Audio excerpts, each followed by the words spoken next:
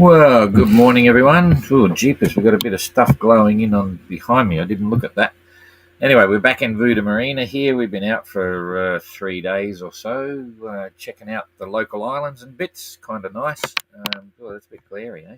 Maybe I should close the curtain. But anyway, so quite a few things been happening, and we're happy to say that I can give you an update on John and Mike, alias Popeye. Give you some of their little bits of news, but it's all looking good. And here in VUDA, we had some variable weather. You probably saw had a huge tropical rain dump here 2 or 3 nights ago, and there was a few things happened.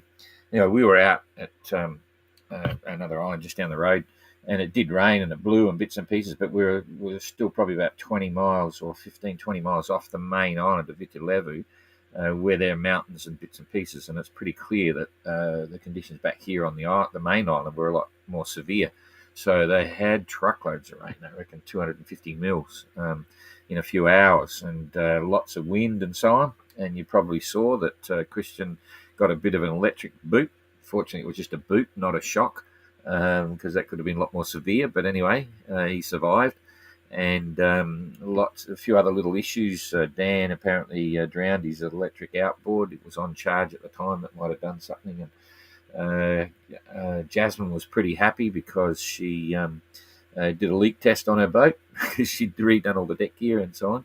Found a couple of little stuff, something coming in around the bulkhead compass in the cockpit, and a little hole where the mast was out, where the cables, the wiring went through. That leaked a little bit, but the rest of it seemed okay. So she's pretty happy about that. And now she's got to have a rig back up and was going to haul out, just do a lift on the travel lift, just to scrape the bottom and fit the rudder. But it still costs a little bit here, and so I think she's going to sail out and find a spot, some clear water offshore a little bit, because everything's beautifully pristine and clean here, but we're on the coast and there's silt that flows off the island as it's eroding, so you get this sort of silty bottom, great for anchoring just offshore. But you go out 300 meters and the visibility is only about a meter. I know that for a fact because I was going to jump over the side and clean the bottom of Adventure here, because I was too lazy to do it out there where it's crystal clear. But the water here is a lot lower visibility when you're on the coast, so she won't do it here. She'll probably go off and find an island out there somewhere and anchor there and give it a clean. So that's pretty cool. And anyway, we'll just get into the tracker now. There's a few people there, so this is not a big following at the moment because everything's wound down. Everyone's having a great time, though. They love the place, so do we. And next week starts to get very busy. A few people overseas are coming back in. They'll come back in probably tomorrow and maybe Saturday. They need to be here by the 19th. So, because everything starts ramping up that last week leading into the restart on the 26th of July at probably about 1:30, I think it is, 1:30 or 2 o'clock, straight after lunch. And then it's on again, which is amazing. This time has gone really fast. So, but everyone seems to be reasonably organised, so that's cool. Okay, let's get into the tracker. So if I hit this one here, you should have that. I haven't seen any comments yet, so I'm hoping... Jane, are you watching? Can you get on, have a look, make sure it's all working? So you should see the tracker, and now I'm going over to the tracker. Get rid of that one. So John's getting pretty close. I'm going to have to go down one more here so you can see Popeye. And I'll drop the green stuff in to show you the wind. That's it there, and I'll put their snail trails on. You can see what's happening. So Mike's been a bit all over the place. If we look at the course for some time, he's decided to head up north because usually, as a plan, it might be a little bit more favourable wind, a little bit lighter up the top. Had a big bounce up north here, and then coming down towards the track to Fiji. John's been maintaining its speed a little bit ahead. He hasn't sailed in company. We want that there. We've got that there. What am I doing here? Sorry. Okay, so we want to bump this up. And then last night we got the word from their manager, from John Bankert, just saying Mike's decided to not bypass Tonga. He's a bit concerned about some weather coming. He thinks he might not have been able to get into Fiji in time and so on. So he's just made the decision he's going to go straight for Niafu in Tonga. It's a great attraction. So that's for VOW. And they've just put in last night their 24-hour advance notice of arrival. So that all should go pretty well.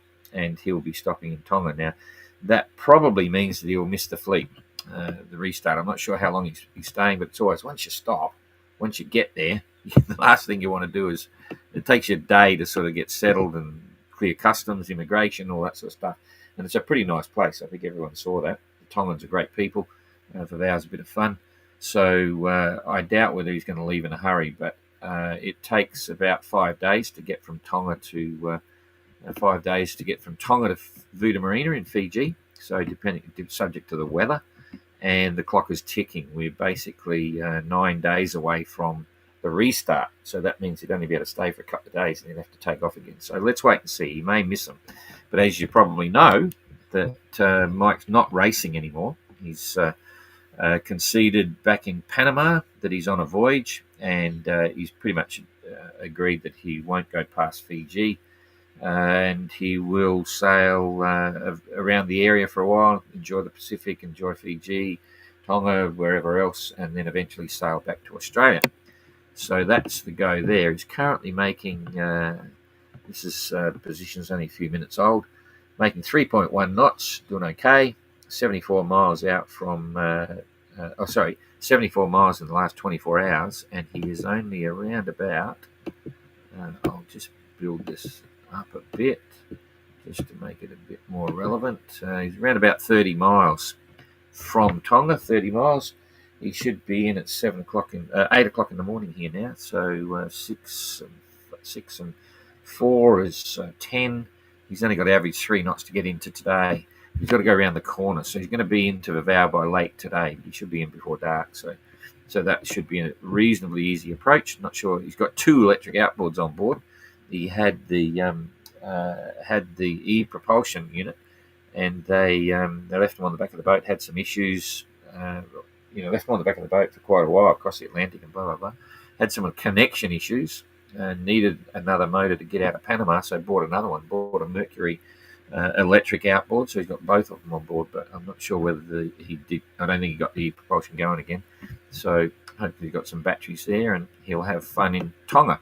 The weather's pretty consistent, so he's only 30 miles out, so that's easy. So coming across to John, who's getting very close now, and in fact, here he is here. There's, I think you can all see that. Oop, we dropped one up a bit more, get rid of that. Put this on here.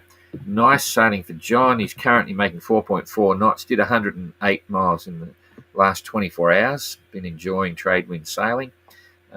He was super excited about finding some cookies the other day, chocolate chip cookies. He thought he ran out, and he found a whole packet. I'm not sure whether he's rationing them on the way into Fiji, but we'll just have to wait and see. He was excited about that. So, distance to the finish, 158 miles. So, if he's doing 100-mile days, but let's look at the weather in a minute, which I don't think he will do because he's got the wind shadow in behind the island and so on. But he should be in 2 days. So, it's now Thursday morning, if I remember correctly. So, yeah, Thursday. Friday is 1 day. Saturday is another day. John's going to be in on Saturday morning, which is pretty cool. Very cool indeed, although we're supposed to be going. If you're watching this, Graham, we might not be picking you up at the airport. Graham Cox, our scribe for our illustrious scribe and hugely important weekly summary of the MGR, is coming into Fiji to meet us all for the first time. Well, I've met him, plenty of times before, but not for many years. But he'll be meeting the entrance finally after such an online internet close personal relationship. So he's looking forward to that. We're all looking forward to meeting him, and he'll get to know the characters quite closely, which will colour his writing, I'm sure. And he will be writing the official book of the MGR at the end of the event. It's amazing that we've still got 15 boats. Everyone's still sailing, so that's cool. So anyway, Graham, if he's coming in, I might not pick you up at the airport, so be ready for a taxi. It's 45 Fijian to come in from the airport to VUDA, but we'll see how that travels. So yeah, so that's pretty much it. But let's just look at the weather. He might. I'll just scale that back so we can see what's coming, and I'll push this through every few hours. There's 3 hours. Yeah, it's pretty light. You can see that. Not what we call strong trade winds, but he's got a reasonable ride up until then. But there we go, 17. Not much wind at all. But he should be through that by then. That's 17, 18. Yeah, no, it's not looking too bad. So, okay, 18. Yeah, it's pretty good. It's pretty good. He's got breeze all the way through, except for, here's what happens. So he's got breeze, so he'll still make it to the reef. This is it's going to take him a day and a bit. A full 2 days. You go slow the first day, then he'll pick up and he'll get to, this is where the reef is, and you can see there's a wind shadow there. There's a big wind shadow. Big wind shadow here, but when you get into the lagoon, we had this yesterday. We were out on a cloud breakout here. I'm just trying to wait until it gets right up, just to explain again what happens to the lagoon. So we were over here, and it was blowing, 15 knots sort of thing. Just as we were about to leave, or it actually died off. I won't get into the intricacies. But what happens is the breeze rocks around the edge of the island. Then you come into this wind shadow, and it goes very quiet from about 10 till 12. But by the time you get to 12, the wind swings around 12 or 1 o'clock in the afternoon. The wind swings to the northwest. Okay, it's a sea breeze that comes into the lagoon. You get a beautiful sail all the way into VUDA. So on that basis, I reckon we might see him probably around midday on Saturday. So I'm sure we'll be getting a rousing welcome. Everyone will be out there. About time you got here, Johnny. Anyway, so it's all looking pretty exciting to see John in, and we'll hold our breath to see what's going to happen with Mike. Anyway, that's about all I can tell you from there. So I'll come back here. We've got a couple of people. So, whoops, Daisy. We're back here. I've got to come on the screen. Okay. Congrats to the organisation, the sailors. Cool. Thanks, Marino. I'm struggling to get from the Netherlands to range, so crossing an ocean is an unbelievable achievement. Yeah, you're right. It's pretty cool. I'm assuming you've seen the post about Shrimpy. Shrimpy always blew me away. I stumbled across it again this morning when I was scrolling through, and I thought, I should reshare it because some of the MGR followers might not have seen that story or known about Shrimpy. John Guswell and Tracker is an absolute classic. And then many years later, in the 70s, it's like 20 years later, Shrimpy takes off around the world, and the two of them on board. Just absolutely stunning, amazing. So that's cool. All right, I think that's probably enough. Keep an eye out for the schedule. We'll be once everyone's here, there will be a lot more action going on in VUDA. So from the time John arrives, all of next week, there'll be a lot going on. So we look forward to seeing you then and following on with the fun. See you later.